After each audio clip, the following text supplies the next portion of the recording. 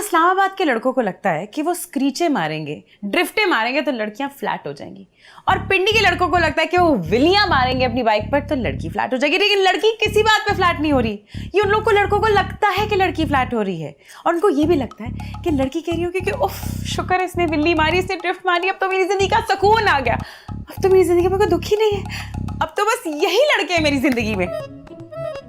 यही तो हंसना का है। आप मेरी ऑडियंस नहीं है। उधर मैंने सारी जिंदगी यही काम किया है। लेकिन आपकी कॉमेडी और मेरी कॉमेडी में फर्क है। ये क्या कॉमेडी है? वो लड़कियां फोन ईमेल, लड़कियों को पटाना, ये कौन सी कॉमेडी है? एक minute sorry, this is unfair. उस तरह तो फिर मैं भी कह सकती हूँ कि जो कंटेंट आपकी कॉमेडी में वो कंटेंट नहीं है। क्यों, उसमें क्या है जी? ना खुलवाए मेरा मुंह अब। बोल। वल्गैरिटी, उर्दू पुत्र। बेहूदगी, मेरी बेहूदगी। मैं तुमसे बहुत प्यार करता हूँ, मगर तुमसे ज्यादा मैं अपने काम से प्यार करता हूँ।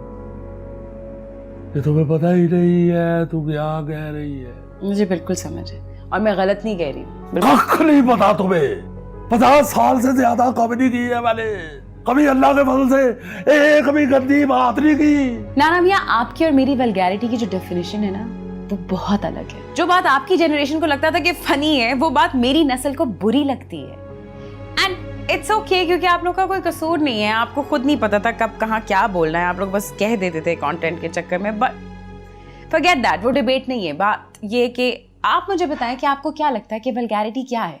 तू दस, फिर किसी कॉमेडी करके तू मास्टरी ला गई है मुझ में। अच्छा करती हूँ फिक्की कॉमेडी, लेकिन वल्गैरिटी क्या है आपकी नजर में, बताएं मुझे।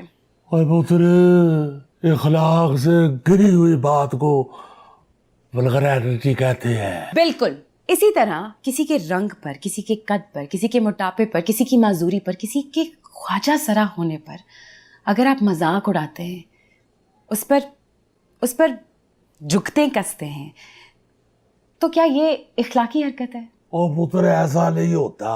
इसमें एक आध जुगत हो जाती है, शो नहीं चलता।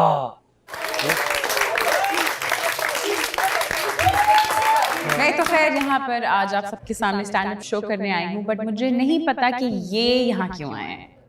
अजी मैं यहाँ पे जनरेटर ठीक करने आया हूँ। नहीं, इस ऑडियंस को सच सच बताएं कि आप यहाँ पर क्यों आए हैं, क्योंकि आपको लगता है कि ये आपका खानदानी काम है। जी, इसमें कोई शक नहीं है कि स्टैंड अप कॉमेडी हमारा खानदानी काम है। नहीं नहना मियाँ, स्टैंड अप कॉमेडी बहुत अलग चीज है, इसमें बहुत क्लास है। हम लोग तो लोगों को इतना इनोवेट करके हंसाते हैं, आप लोग तो जुगतबाजी करते हैं। नहीं बेटा जी, मैं समझता हूँ कि आपकी स्टैंड अप कॉमेडी में और हमारी स्टैंड अप कॉमेडी में बस इतना ही फर्क है कि इनकी स्टैंड अप कॉमेडी शुरू होती है लेडीज एंड जेंटलमैन, और हमारी स्टैंड अप कॉमेडी शुरू होती है भाग लगे रहे, मौला जोरिया सलामत रखे, रहमत होती रहे। आप स्टैंड अप कॉमेडी करते हैं थिएटरों में, हॉलों में, ऑडिटोरियम में या कैफे के किसी हॉल में।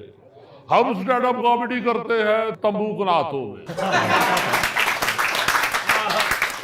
आपकी स्टैंड अप कॉमेडी के लिए लोग टिकट लेके आते हैं, हमारी स्टैंड अप कॉमेडी के लिए अल्लाह पाक किसी को काका दे देता है। अच्छा ठीक है, मान लेते हैं आपका ये पॉइंट, लेकिन आप हमारा कोई पॉइंट क्यों नहीं मानते? अभी मैंने रास्ते में इनको बोला कि गूगल ने बता दिया कि आज बारिश होगी, तो प्लीज नाना मियाँ छतरी ले लें, तो इन्होंने कहा पुत है, मैं लिफाफा फाड़ दिया। पहली बात तो ये है कि मैं इस गूगल चाचे की बात पे यकीन ही नहीं करता। देखो जी, हर इलाके की, हर खित्ते की अपनी अपनी जरूरियात होती है। ये जो छतरी है ये गोरे को ठीक काम देती है, क्योंकि वहां पे लोग भी सीधे हैं और बारिश भी सीधी होती है। हमारे इलाके में लोग भी टेढ़े हैं और बारिश भी टेढ़ी होती है। अगर छतरी ले तो वो सर को तो बचा लेती है, मगर टेढ़ी बारिश सारी पतलून गिल्ली कर देती है। अच्छा ठीक है, इनका ये पॉइंट भी वैलिडेट हो गया। लेकिन अभी जब गाड़ी में मैं ऑनलाइन म्यूजिक सुन रही थी नाना मियाँ, तो आपने मुझे कहा आपने अपने फेवरेट सिंगर का गाना सुनना है। 15 मिनट इन्होंने मुझे सिंगर पे लेक्चर दिया। मैंने भी कहा ठीक है लगा देते। सिंगर की इतनी लंबी थी कि कैफे आ गया, लेकिन उसका खत्म नहीं हुआ। भाई इसका तो मतलब है कि हमारे दौर के जो सिंगर है वो साथ अल्लाह के फजल से मंजिल पे भी पहुंचाते थे। आहा, मैं तो कहता हूं कि हमारा सिंगर अगर आ ना करे तो मंजिल आती नहीं है। तो मैं समझता हूं कि आला गुलूकार हमारे जमाने के ही होते थे। ओ यार, एक तो मैं इनके जमाने से बड़ी तंग हूँ। इतनी तंग के हमारे जमाने में पैदा ही नहीं हुई। मतलब कुछ भी कर लो, ये लोग बार बार कहते हैं हमारे जमाने में तो ये होता था, तुम लोगों ने अपने जमाने में तो कुछ देखा ही नहीं। कुछ भी सोच लो, हमारे जमाने में तो हम ये सोचते थे, तुम लोगों के जमाने में तो तुमने कुछ सोचा ही नहीं। हत्ता कि अगर हम ये कहते कि भाई हमने अपनी जिंदगी जाया कर दी है, तो कहेंगे बस कर दो, तुम लोग को क्या पता कि हमारे जमाने में हमने किस लेवल पे जिंदगी जाया की थी। तो मैं साबित कर सकता हूं, जैसा हमारे जमाने में वक्त जाया करते थे वो आपके जमाने में नहीं होता। मेरा फर्स्ट कजन भाल है तो 80 साल का हो गए फौत हुआ है। 80 साल में से 72 साल एक दूध दही वाले के थड़े पे बैठा रहा। आपने क्या बेली होना है, आपके दौर में तो अब मोबाइल आ गया।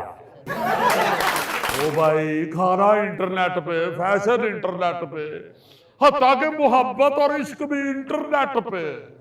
और ऐसा जाली इश्क कई महीने लगा देते हैं बुशरा की फेसबुक खोल खोल के, बाद में पता चलता है बुशरा नहीं पाबशीर है। ठीक है नाना मियाँ, आपके जमाने में भी बहुत अक्लमंद लोग थे, लेकिन नाना मियाँ हमें भी तो एक्सेप्ट कर रहे हैं, बजाय कि पोते की बाइक के पीछे बैठ के बस यही कहते रहे कि ये सारा खाली था, यहाँ सब मैदान होते थे, यहाँ बस घास होती थी। भाई वहां पर चीजें बन चुकी हैं, और जो बन गया है उसको मान ले। हम भी मान लेते हैं, मगर खुदा के वास्ते इस तबीरो तरक्की में हमें इतना ना दबा दो कि हमारा साह ही कुटे आ जाए।